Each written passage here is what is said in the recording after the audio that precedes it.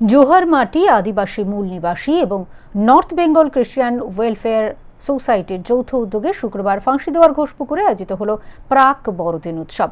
চা বলয়ের মধ্যে থাকা ঘোষপুকুর চৌপথিতে এদিন উৎসবের আনন্দে গা ভাসিয়ে দিয়েছিলেন ৮ থেকে ৮০।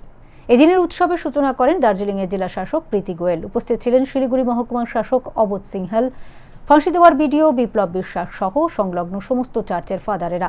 বাইবেলের পবিত্র বাণী উচ্চারণ করে কেক কেটে অনুষ্ঠানের সূচনা করেন ডায়োসিস অফ বাগডোগরার রেভারেন্ড ফাদার এডওয়ার্ড কেরকেট্টা।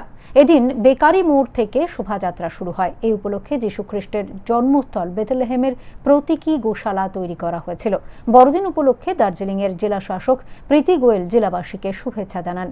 আজকে আমরা এসেছি এখানে ক্রিসমাস কার্নিভাল অ্যাটেন্ড করার জন্য।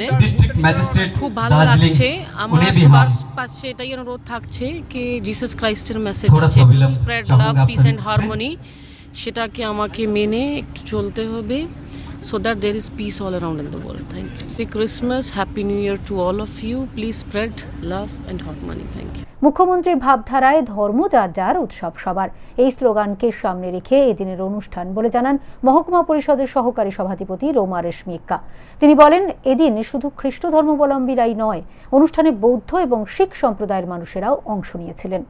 উদ্যোগ নিলাম, আমি একা না, আমার পুরো টিম আছে, তারা সবাই এই ঝুঁকিটা নিল। যেহেতু প্রথমবার এই ঝুঁকিটা তো নিতেই হতো, আর নিয়েছি এই ঝুঁকিটা।